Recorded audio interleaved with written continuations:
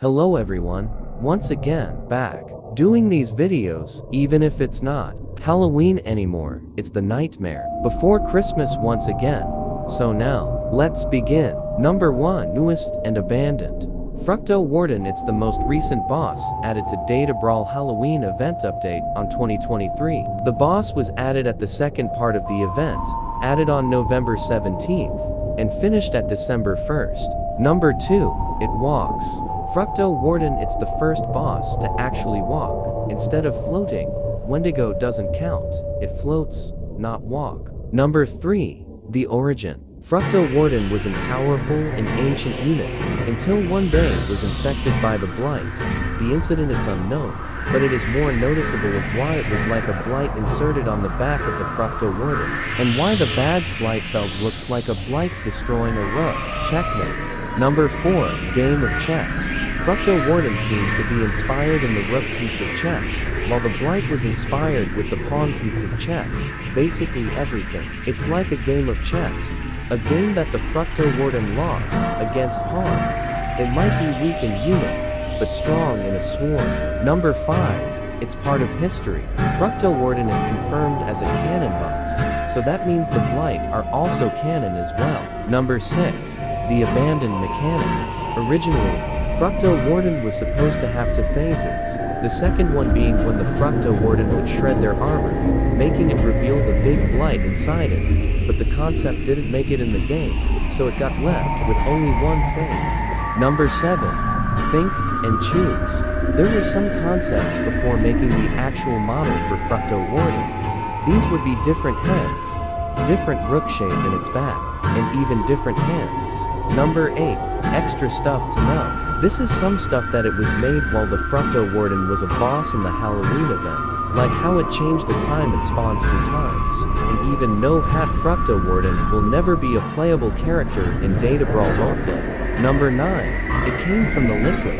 Fructo Warden spawns after 1 hour, and uses the same system to obtain the exclusive boss badge like the Wendigo boss fight, by using a damage threshold. Not only that, but it spawns close to an hole where Viscous and Fructowall spawn is. It even has an animation where it climbs out of the hole and FLIs to land into the ground. Now that we talked about Fructo Warden Curiosities, let's talk about the other new character, or characters that came along with Fructo Warden, the Blight. Let's begin. Number 1. What the heck is this? The Blights were introduced in the same event part as the Fructo Warden. This character, it is a parasitic corruption, being able to infect any program, corruption, or firewall of what it is known. It seems to be also its own team, due of not wanting to work with the Marimals or Viscuses. Number 2, the Dark Ages. As their description implies, they come from a dark time in the hollow computer, by an event called the Blight infection. Some of them still lurks in the darkness, being a sign of dark times. Not only that, proving that they are an actual parasitic infection, but not as a big threat as before. Number 3, they aren't limitless. So far by now, we've seen only 3 variants of the Blights, the first one being the floating Blight, being the only playable Blight in Data Brawl roleplay. The second one being the walking Blights, a more aggressive Blight, but unable to float around, and the last one being the big Blight on Fructo Warden. Number 4, the one with the wings. The big Blight on Fructo Warden's back. It's the one who has the wings, not the Fructo Warden itself, to avoid confusion.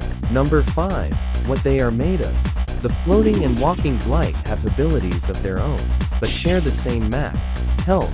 This one being of 60 of health. They can Blight strike their enemies, and see invisible or cloaking enemies. However, there is a difference between these two.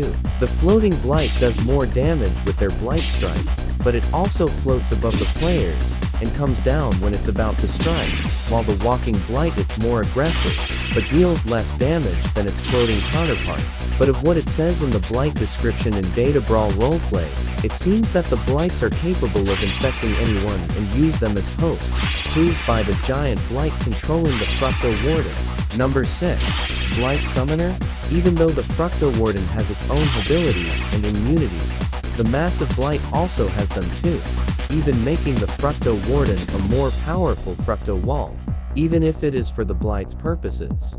Being capable of using its wings to fly and summon Blights. Of the 2 variants, 2 for each player in the server. Number 7. Obtaining it. The only way to get the Blight as a playable character in Data Brawl roleplay, it's by getting the Blightfeld badge. Once you got it, you can play as this corruption pawn like.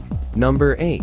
The development. Before the Blights were made, there was some concepts of how it will be in the final product. We can see a floating Blight, what it might be the walking Blight or a different variant, and 2 designs for the massive Blight, one having more of bat wings and more spike-shaped like legs. The other has 4 legs and bigger wings. Number 9. It does sounds? Since you've heard about the part of this video about the Blights, by pressing the Z, X, C, V, B, N or M in Data Brawl roleplay as a Blight, it does sounds just like other characters. Same sounds can be heard when they appear or get killed by the players in the Fructo Warden boss fight. Which it also means that now I have to make the same videos with the voice lines of this character now, and that also uses the same way of voice lines like the firewalls, which means I have to press more than 1 time to know if it is already the same sound, and see if I get the right sound, and repeat. Number 10. It got reused.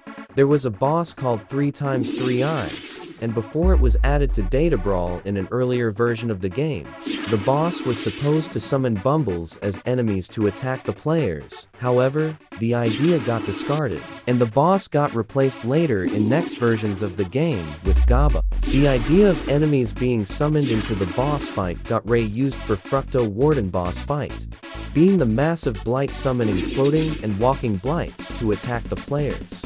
Well, that's all about the curiosities of those characters. Thank you guys for watching. Hope we see again on another video like this. I'll see you around.